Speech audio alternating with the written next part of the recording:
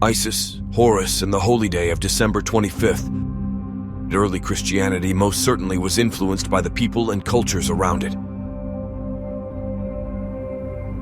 But the thing I specifically wanted to look into was the birth of holy baby Horus from the Holy Virgin Isis on December 25th. In the 17th year of the reign of Pharaoh Amenemhet, the king chose to take a new title as the sun approached winter solstice. The title was Nem-Mestu, repeater of births. This designation was also given to the dead and may refer to daily, yearly solar rebirth or even to reincarnation. But still, that's the winter solstice, usually December 21st or 22, not December 25th.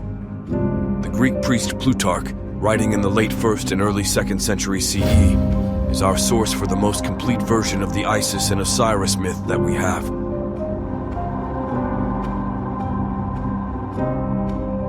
In his essay, he mentions several Egyptian winter solstice traditions, including the birth of Harpocrates from Horpakerd, Horus the child, on the winter solstice. Thus, we shall attack the many boring people who find pleasure in associating the activities of these gods with the seasonal changes of the atmosphere, or with the growths, sowing, and plowing of crops. And who say that Osiris is being buried when the corn is sown and hidden in the earth, and that he lives again and reappears when it begins to sprout. For this reason, it is said that Isis, when she was aware of her being pregnant, put on a protective amulet on the 6th day of Phaophi. And at the winter solstice gave birth to Harpocrates, perfect and prematurely born, amid plants that burgeoned and sprouted before their season. And they are said to celebrate the days of her confinement after the spring equinox. Plutarch on Isis and Osiris, 65 BC. This tradition of Horus's winter solstice birth was still going strong in the 4th and 5th century CE.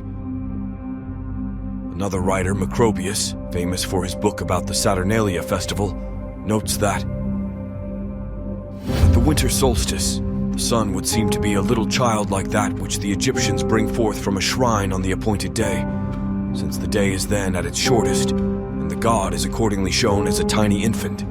Macrobius, Saturnalia, 1, 1810. The 4th century CE Christian polemicist Epiphanius notes two very interesting pagan festivals that took place on the very night of Epiphany, which is Epiphanius's preferred date for the birth of the Christos, January 6th.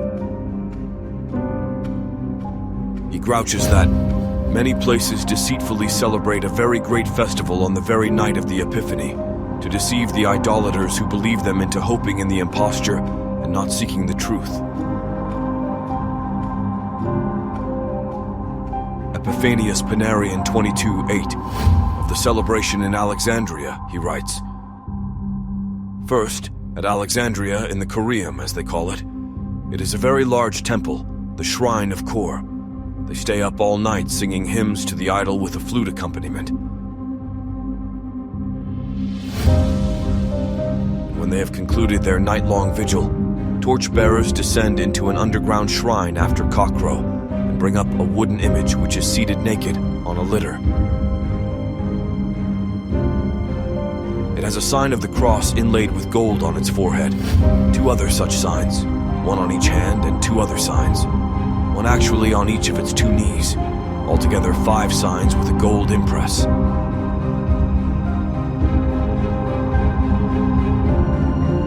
Carry the image itself 7 times around the innermost shrine with flutes, tambourines, and hymns, hold a feast, and take it back down to its place underground.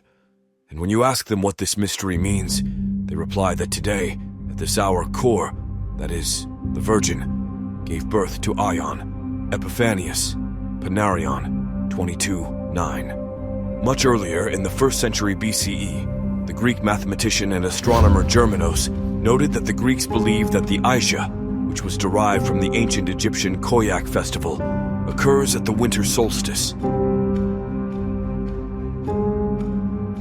As you likely know, the new year was heralded by the heliacal rising of Sirius, the star of Isis. The festival took place over a period of many days, culminating at the end of the 4th month with the resurrection of Osiris.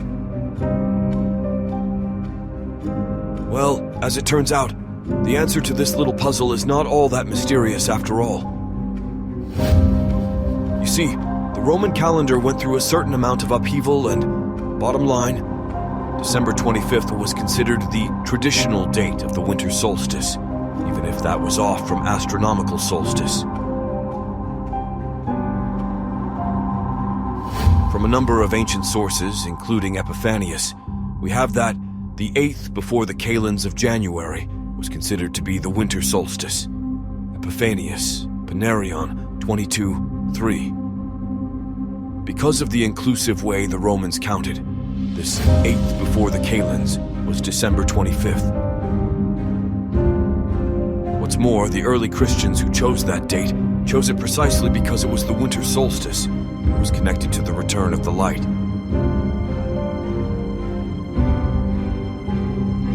In a work attributed, perhaps falsely, to the 4th century Christian church father John Chrysostom, the writer connects the birth of Jesus with the birth of Sol Invictus, the unconquerable sun, which was celebrated on Rome's traditional winter solstice, December 25th.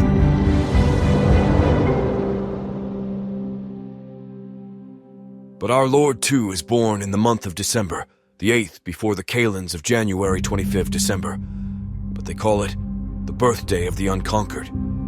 Who indeed is so unconquered as our Lord? Or if they say that it is the birthday of the sun, he is the son of justice. For early Christians, as for ancient Egyptians, and indeed for modern people as well, the return of the light at the winter solstice is at once an uplifting environmental fact and a hopeful spiritual symbol.